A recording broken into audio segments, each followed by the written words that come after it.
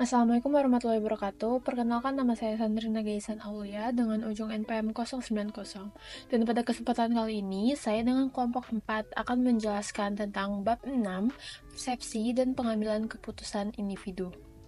Harapannya, dengan kita belajar bab ini, kita akan dapat mendefinisikan apa itu persepsi dan bagaimana persepsi dapat berkontribusi dalam pengambilan keputusan. Pertama, kita akan membahas apa itu persepsi. Persepsi adalah proses di mana kita mengatur kerendahan hati dan menafsirkan kesan sensorik untuk memberi makna pada lingkungan kita.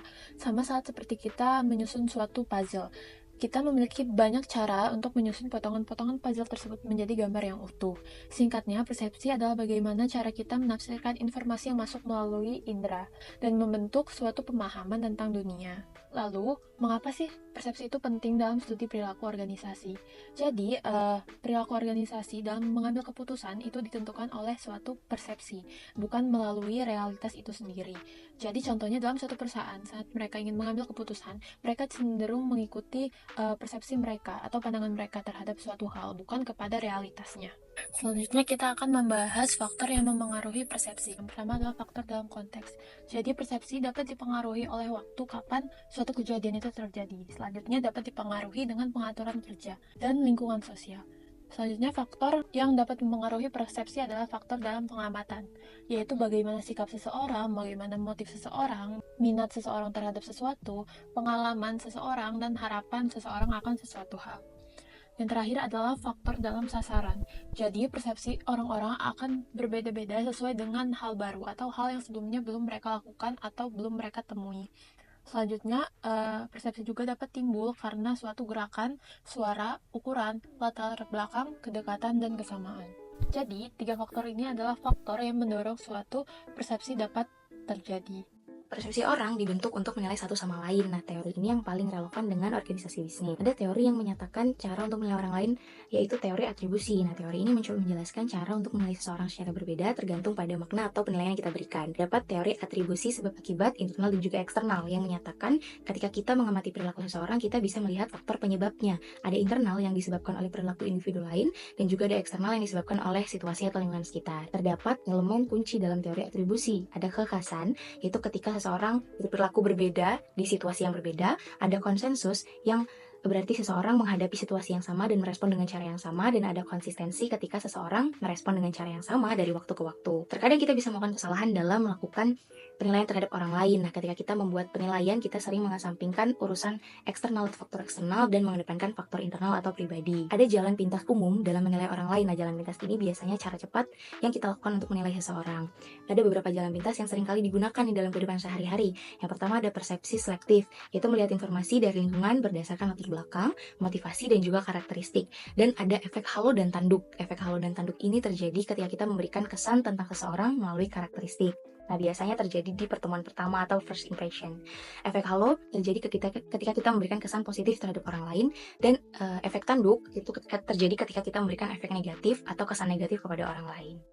Selanjutnya, efek kontras, kecenderungan menilai sesuatu berdasarkan perbedaan yang mencolok. Lalu ada stereotip. Stereotip adalah anggapan umum tentang seseorang berdasarkan kelompok mereka, seperti usia atau jenis kelamin, yang sering misalkan penilaian tidak adil atau bias. Lalu ada aplikasi khusus penjelasan dalam organisasi. Yang pertama adalah wawancara kerja. Dalam wawancara kerja, kesan awal sangat penting dan sering menentukan keputusan pewawancara. Biasanya, penilaian pewawancara sudah terbentuk dalam beberapa detik pertama dan tidak banyak berubah setelah itu. Yang kedua ada harapan kinerja. Contohnya, harapan manajer dapat mengaruhi kinerja tim. Jika manajer percaya timnya akan sukses, tim akan bekerja dengan keras. Sebaliknya, harapan rendah dari manajer bisa membuat tim bekerja seadanya.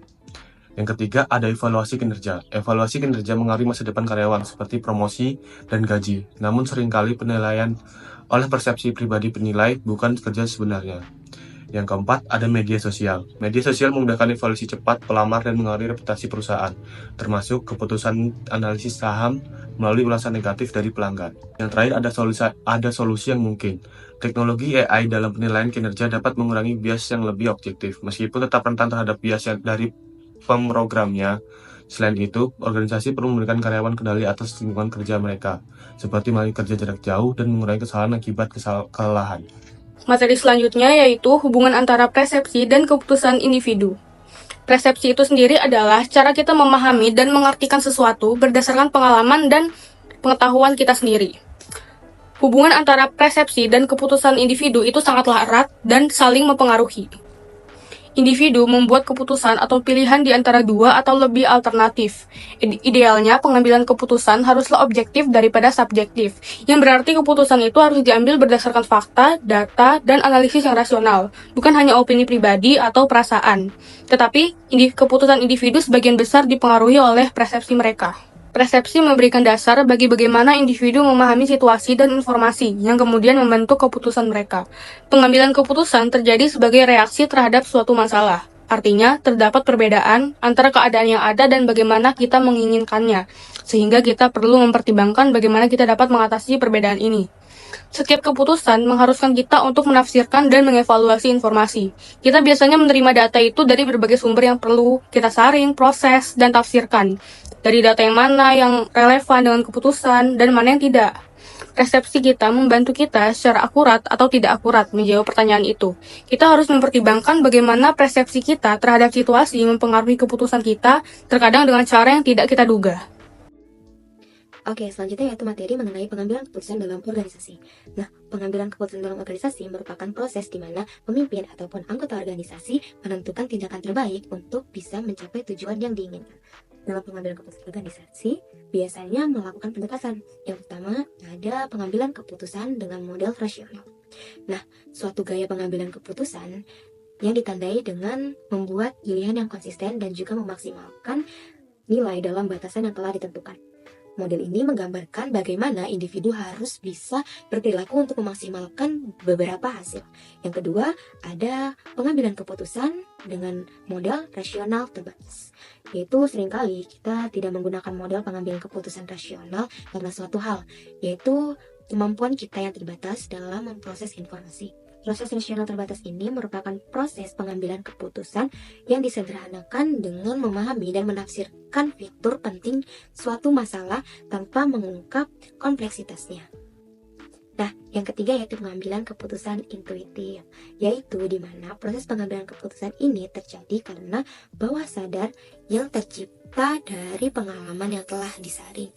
Memang sih, intuitif mungkin cara yang kurang atau paling tidak rasional dalam pengambilan keputusan. Akan tetapi, intuisi ini tidak dapat dicap sebagai hal yang salah ataupun hal yang buruk. Oke, masuk ke materi bias dan kesalahan umum dalam pengambilan keputusan.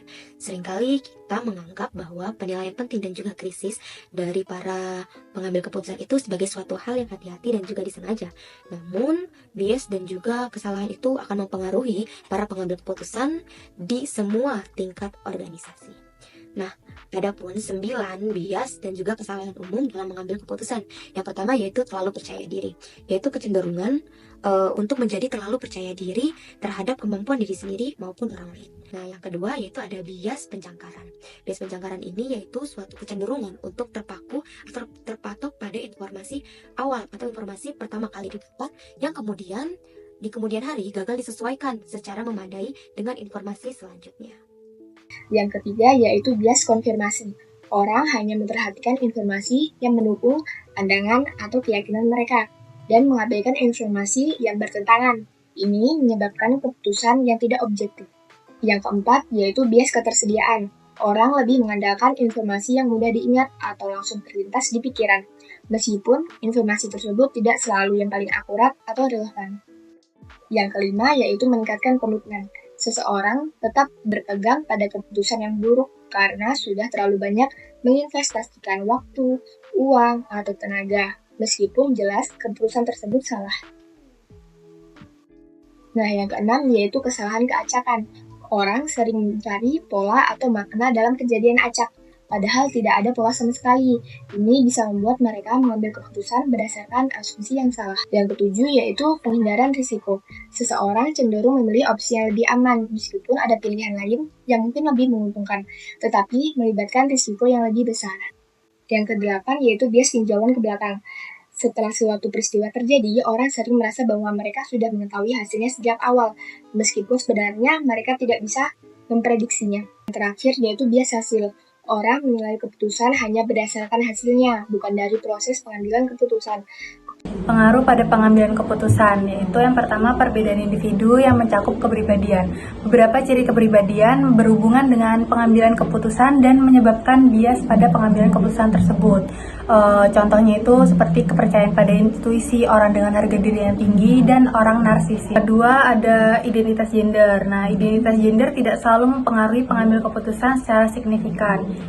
Selanjutnya itu ada kemampuan intelektual. Jadi, walaupun seseorang ini memiliki tingkat kemampuan mental umum yang tinggi, tidak menjamin seseorang tersebut tidak melakukan kesalahan dalam pengambilan keputusannya. Dan yang terakhir ada perbedaan budaya. Jadi, latar belakang budaya seseorang pengambil keputusan secara signifikan mempengaruhi pengambilan keputusannya. Selanjutnya adalah kendala organisasi. Jadi, yang pertama itu ada sistem evaluasi kerja. Pengambilan keputusan dipengaruhi dengan kriteria yang digunakan untuk mengevaluasi. Yang kedua ada sistem penghargaan. Nah, sistem penghargaan ini mempengaruhi para pengambil keputusan untuk memilih sesuatu yang menguntungkan bagi dirinya sendiri. Yang ketiga ada peraturan formal. Nah, jadi pengambilan keputusan ini sudah terikat dengan peraturan dan aturan yang ada dalam perusahaan tersebut. Kemudian selanjutnya ada batasan waktu. Jadi pengambilan keputusan ini sudah ada tenggat waktunya. Terakhir ada presiden historis. Nah, hal ini tuh merujuk untuk peristiwa yang sudah lampau yang dijadikan acuan untuk pengambilan keputusan di masa sekarang ataupun masa depan. Selanjutnya, etika dalam pengambilan keputusan. Terdapat 3 kriteria dalam pengambilan keputusan. Yang pertama, utilitarianisme, yaitu suatu sudut pandang yang digunakan untuk mengambil keputusan untuk kebaikan orang banyak berdasarkan hasil.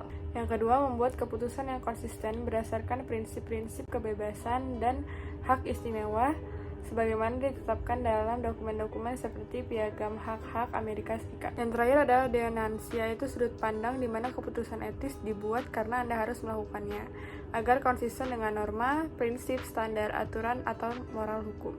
Selanjutnya, memilih di antara kriteria. Para pengambil keputusan, khususnya dalam organisasi yang mencari laba, merasa nyaman dengan utilitarianisme. Kepentingan terbaik organisasi dan pemegang sahamnya dapat membenarkan banyak tindakan yang dipertanyakan, seperti PHK besar-besaran.